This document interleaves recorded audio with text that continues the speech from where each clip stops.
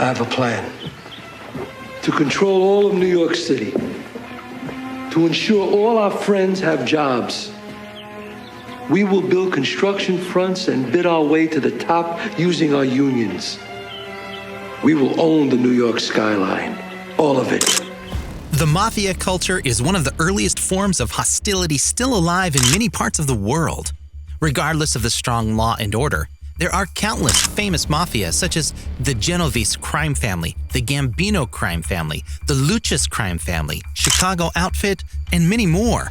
With so many powerful families, the fight for control is inevitable. Thus, there have been numerous wars that led to excessive bloodshed. You are familiar with all of the horrifying tales of the mafia, such as the Italian mafia's brutal assault on owners of small businesses, the drug cartels of South America brutally killing their rivals, the savage organ bootleggers who'll take your kidney right from your body. You've heard everything, right? Even with all that knowledge, you're probably less familiar with the secretive, shady underworld of the Asian mafias. Still, these criminal enterprises have centuries of experience in violence, crime, and deception, and can give all those other gangs a run for their money. In the past, there have been countless mafia wars to get control over the other or some material thing. Sit back, because we are now discussing the battles of mafia wars and organized crime. Before that, hit the subscribe button if you haven't subscribed already. Since ancient times, organized criminal organizations have existed in one form or another. The same kinds of activities that are still carried out to this day by groups of young adults in gangs in ancient Rome have been documented by historians.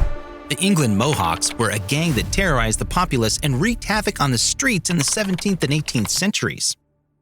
Coordinated wrongdoing in America started to thrive during colonial times. Boston's violent street gangs fought for colonist freedom during the American Revolution and frequently allied with the Patriot leadership. This kind of alliance remained prevalent in American history until the 20th century. Possession then turned out to be more dynamic in the focuses of urban life like Philadelphia and Chicago, which had around 1,000 groups during the 1920s. Throughout the time that they endured the most, historically repressed groups were the most violent and visible.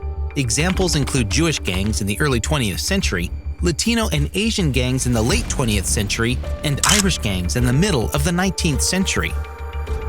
During the Great Depression and World War II, gangs slowly disappeared, but they returned to American culture in the late 50s.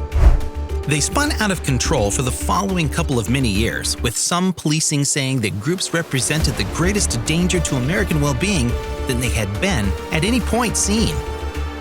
During the 1990s, the Crips and Bloods of Los Angeles were a wellspring of incredible trepidation for some Americans. Wrongdoing measurements proposed that gatherings like these were answerable for the fundamental level of murder cases and for around a little less than half of unlawful medication deals in generally metropolitan regions. According to estimates from researchers, in the year 2000 there were approximately 25,000 gangs in the United States with 750,000 active members. Without further delay, let's closely look at the deadly mafia wars. The Castellammarese War. This war is as deadly as the previous ones. However, it has nothing to do with them. It occurred in a different era with different people and different places. From February 1930 to April 1931, the top mafia families of New York were engaged in a bloody power struggle called the Castellammarese War. On the surface, this conflict seemed like a fight between Masseria and Maranzano families, the two most powerful New York criminal organizations of the time, between hardliners of Joe the Chief Masseria and Salvatore Maranzano. The Sicilian town of Castellamare del Golfo, where Maranzano was born, inspired the war's name. Maranzano's group won and separated New York's wrongdoing families into 5 families. Maranzano declared that he was the head of all heads. By that time, Luciano had established a power-sharing arrangement known as the Commission, which consisted of a group of mafia families of equal standing to prevent future wars of this kind. With Maranzano and Masseria far removed, it was simpler for the youthful Turks driven by Luciano to take command of how things worked in New York City. The American Mafia's reform and reorganization was the first item on the agenda. Luciano planned the fate of the American Mafia as a large company. He thought doing so would ensure smooth governance by the Mafia, increase cooperation, and reduce conflict. Background of First and Second Mafia Wars. During the 1950s, metropolitan property and land hypotheses were the Mafia's main concern. with extra interests in business transportation and food advertisements serving Palermo. Between 1951 and 1961, Palermo's population grew by 100,000 people, increasing the importance of these industries. The Mafia and the new political generation developed a strong relationship at this time. Salvo Lima and Vito Ciancimino of the Christian Democratic Party were the most significant and influential figures then. Lima served as city hall leader and Ciancimino was the assessor for public works in 1958 and 1964. During this time, 4,000 construction licenses were signed. Surprisingly, 3 retired individuals with no construction experience held more than half of these licenses. First Mafia War. In December of 1962, a lost shipment of heroin specifically sparked the first war between rival families. During this period of rapid urbanization, there was also a conflict of interest due to the murder of Salcedonio di Pisa, a prominent Sicilian Mafia member. The most profitable territories were in the hands of all the powerful families, but it was unclear which family held which territory. The Sicilian massacre occurred in June 1963 due to the rising tension. In Sicily, a Palermo suburb, a vehicle carrying a bomb detonated. Salvatore Greco Ciaciddu, the head of the Ciuculi family and leader of the Sicilian Commission of the Mafia, was the target of the bomb's explosion. 7 cops and a few military officials were killed during the explosive disarm. Even though the Ciuculi massacre was a mafia conflict between rival syndicates, the significant event sparked a different conflict, a conflict against the mafia. Around 1,200 mafioso were captured in the 10 weeks following the episode. Canada, Argentina, Brazil, and Venezuela were all escape destinations for many of the mafia's members. Second Mafia War. The subsequent conflict occurred somewhere in the range between 1981 and 1983. During this time, more than 1,000 people, including politicians, prosecutors, and judges, were killed. The Matanza and the Great Mafia War are other names for the Second Mafia War. Many mafiosos were taken out of the game or killed during this war, which altered the balance of the mafia structure. Due to their inability to recuperate from the losses, numerous mafia families suffered. The Corleonese family's power and reputation have increased dramatically since the 1960s. The Corleonese family made many enemies, including Salvatore Inzerillo, Gaetano Badalamenti, and Stefano Bontade.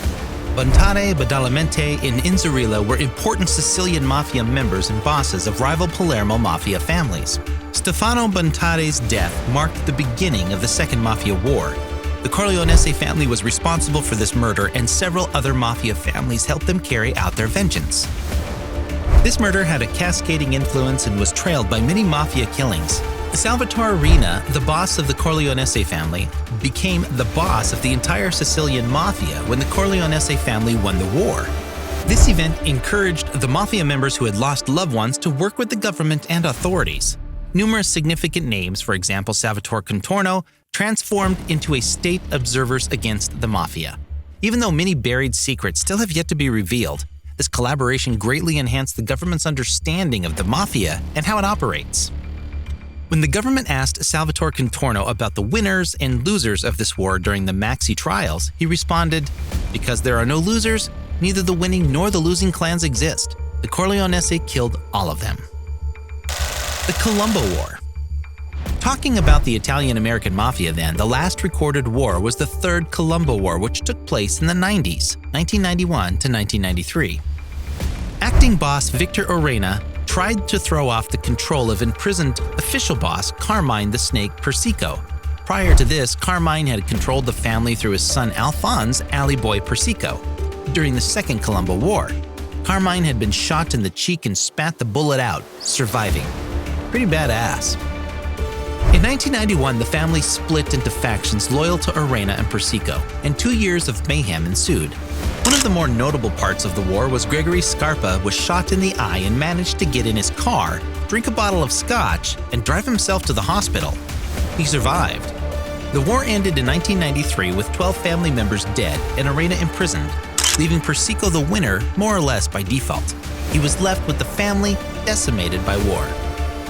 Persico continued to run the family until his natural death in 2019, but it has never recovered from the war.